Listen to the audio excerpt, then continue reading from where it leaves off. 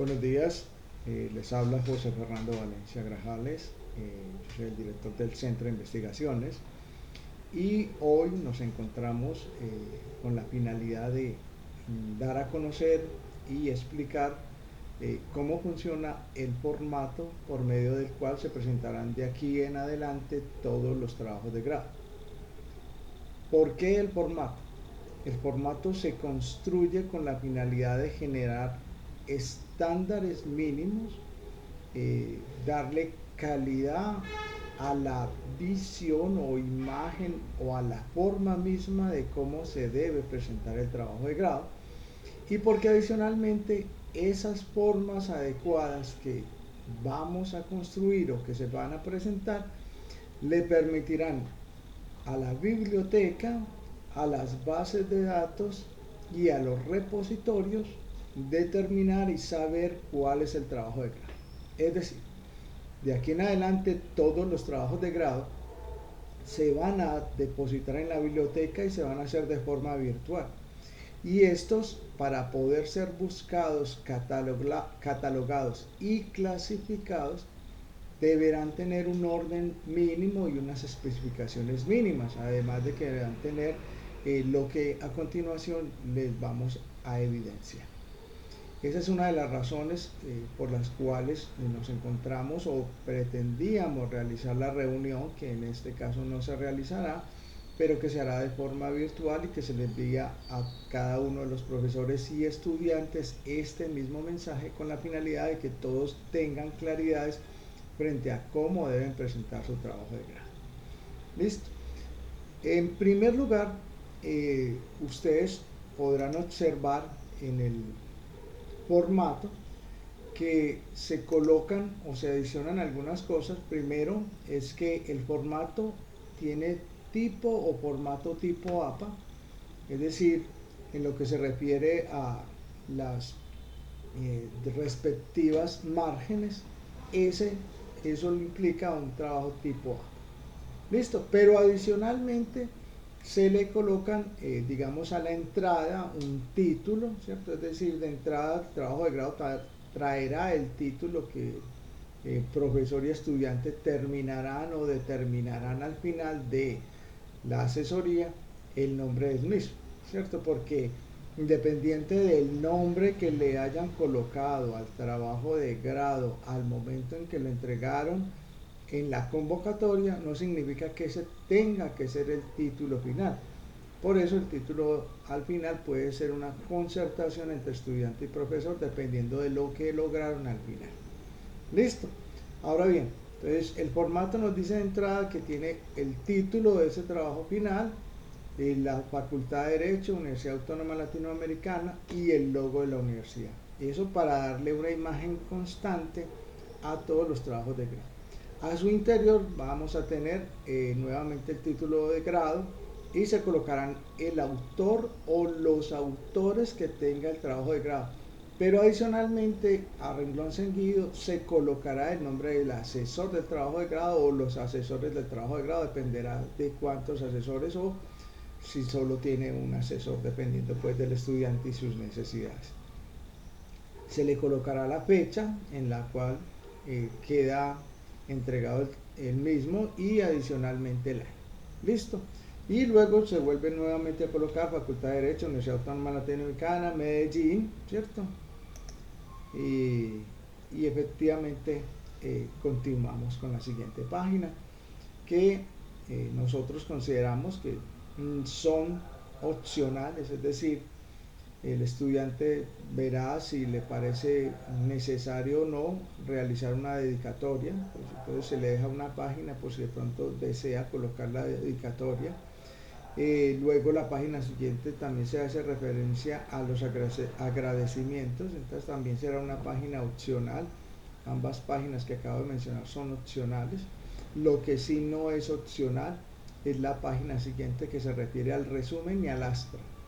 ¿Cierto? El resumen se entenderá que es de 200 palabras y que debe tener o contener un análisis sintético del trabajo, es decir, ese resumen describe con precisión lo que se hizo en todo el trabajo y de qué forma o metodología se construyó y adicionalmente me dice cuáles van a ser los capítulos que se van a trabajar y por qué. Listo, eso debe ser sintético, lo más preciso y conciso posible. Adicionalmente lo deben hacer también, deben hacerlo también en inglés o en el Astra, con la finalidad de que el mismo pueda ser leído por otras personas en otros países y en otros lugares, porque precisamente por eso se va a subir al repositorio, a la base de datos, con esa finalidad de que siempre la universidad primero sea visible y segundo logre evidenciar cuáles son sus trabajos y cómo se están haciendo. Listo, eso de por sí ya es un gran reto porque la finalidad es que nuestros trabajos de grado sean muy buenos trabajos de grado y que los estudiantes que pasen por acá, lógicamente que logren hacer un trabajo lo suficientemente serio como para que en el exterior, fuera de la universidad, se evidencie ese conocimiento. Luego, se entenderá que también tendrá que tener palabras clave, ¿cierto? Es decir, unas 5 o 6 palabras clave, dependerá pues del profesor y el estudiante cuántas se deban colocar allí, pero por lo menos debe tener unas 5 palabras clave que le permitan evidenciar sobre qué temática está trabajando el estudiante. ¿Listo? Y eso mismo pasará con el Astra. También tendrá 5 keywords y esos 5 keywords se encargarán pues de definir la temática. Adicionalmente, a la siguiente página se puede colocar un prefacio, un prólogo o preámbulo, ¿cierto? Esa también es opcional.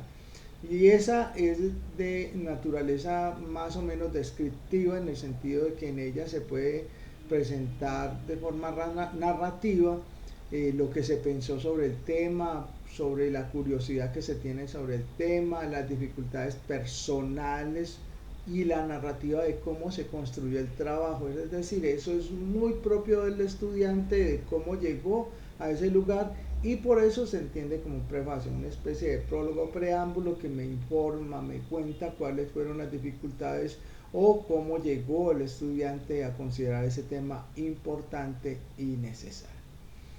A renglón seguido seguirá la tabla de contenidos, ¿cierto? Se entenderá que cuando se sube al formato ya se ha construido completamente y lógicamente que la tabla de contenidos será muy fácil de resolver, ya que cada uno de los ítems que están allí reflejados en la tabla de contenidos ya se han colocado por etapas dentro del trabajo, ¿cierto? Es decir, la tabla en sí misma es una tabla interactiva que una vez usted le cambia el título en el capítulo tal o en la introducción tal, inmediatamente no es sino darle a la tabla de contenidos que se actualice y ella inmediatamente cambiará el nombre e incluso cambiará la página en la cual se encuentra. Listo, entonces es decir, eso no tiene ninguna dificultad frente a cómo construirlo porque por eso el formato viene preconstruido para que el estudiante no le quede difícil resolver el asunto. Listo. Entonces ahí esa tabla de contenidos me dirá desde la introducción hasta el apéndice, el currículum vitae, porque también estamos solicitando al final ese tipo de cosas. Bueno, después vendrá una lista de tablas en caso tal de que el estudiante le haya colocado tablas, ¿cierto? O le haya colocado gráficos, ¿entendido? Y otra que se llama lista de figuras, es decir, aquellas imágenes que él colocó allí que consideró muy importantes y necesarias y tendrán que quedar allí expresadas y se verán en cada una de las páginas y se podrán colocar allí. Bueno, adicionalmente está la introducción, ¿cierto? Después de que se hacen estos listados en los cuales se dice qué hay dentro del trabajo, se comienza con la introducción. Y esa introducción es un asunto que parece que es necesario que reforcemos tanto profesores como estudiantes, porque los estudiantes cuando entregan sus trabajos de grado no hacen una buena introducción, y no hacen una buena introducción simple y llanamente porque no entienden que la introducción es finalmente la recopilación del anteproyecto de grado o aquellos cambios que hayan llegado a construirse dentro de ese anteproyecto.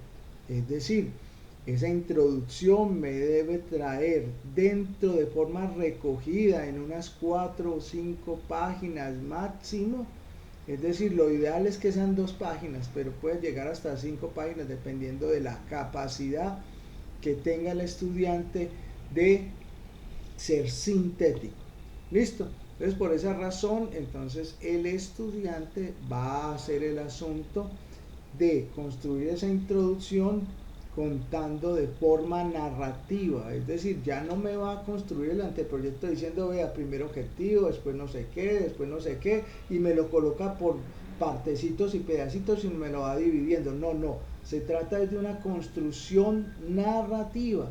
Y claro, en esa construcción narrativa me va a contar el tema, pero ese tema va a tener que estar concatenado con la descripción del problema, con la pregunta de investigación, con la justificación, con el objetivo general, los objetivos específicos, el marco teórico y el diseño metodológico.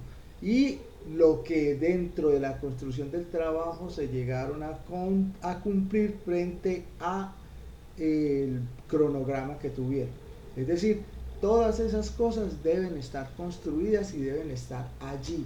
No debe haber posibilidad de alguna de decir que es que no se van a construir esas cosas que porque no hacen falta. Todo lo contrario, porque la introducción debe decir y debe explicar completamente todas esas cosas para que quien lea el trabajo, porque el trabajo no solo lo va a leer el profesor, no solo lo va a leer el estudiante, sino que también lo va a leer el par, o es decir, los jurados. Pero adicionalmente, luego de que llegue a pasar el estudiante todas esas etapas, tendrá también la posibilidad de que posiblemente alguien lo lea y que ese alguien que lo lea sepa exactamente de qué está hablando y que eso que dice en la introducción sea claro y preciso, que de la percepción y la necesidad de efectivamente seguir leyendo, de seguir continuando con el texto. ¿Listo? Ahora bien, hay una cosa que tiene que quedar muy clara. Esa introducción nos dice todo ese enfoque general. ¿Listo? Pero también nos debe quedar claro que de ahí en adelante se construyen los capítulos y que los capítulos son una derivación de los objetivos. Es decir, el objetivo general se va a pintar en esa introducción junto con los específicos de cómo se va a hacer, ¿cierto? Pero los capítulos son el derivado directo de los objetivos específicos. Por ende, cuando usted hace el capítulo 1, está construyendo el primer objetivo específico que tenía planteado entre la investigación, ¿cierto? Por eso hay que tener claridad frente a los objetivos específicos, frente a qué es más importante, qué es menos importante y cómo llegó al final. ¿Listo? Entonces, digamos que mi objetivo específico es determinado por el derecho a la educación, ¿cierto? Entonces yo lo primero que debería hablar sobre el derecho a la educación es qué se entiende por educación o qué se entiende por el derecho a la educación. Y debo hacer un contexto metodológico conceptual que me diga de qué estamos hablando. Ese siempre sería más o menos el primer capítulo, ¿cierto? Y ese deberá estar construido, ¿listo? Entonces el primer capítulo lógicamente obedece al primer objetivo específico. Así sucesivamente el capítulo 2 obedece al segundo objetivo específico y le va a ir contando efectivamente cómo va construyendo el trabajo. ¿Listo? Adicionalmente, pues el capítulo 3 efectivamente también será la construcción del tercer objetivo. Si lógicamente el trabajo no tiene sino 2 objetivos específicos, posiblemente usted no tenga sino 2 capítulos, ¿cierto? Igual eso dependerá del acompañamiento directo del profesor y el estudiante, porque es posible que entre ambos lleguen a otras formas de hacer la tarea. ¿Listo? Finalmente, todo trabajo tiene que tener unas conclusiones y esas conclusiones tienen que ser unas conclusiones directas, derivadas de lo que se trabajó en esos capítulos anteriores. No pueden resultar unas conclusiones que son inconexas frente a lo que se hizo inicialmente. Pero adicionalmente esas conclusiones por lo menos deben tener 2 páginas. Como mínimo unas conclusiones deben tener 2 páginas.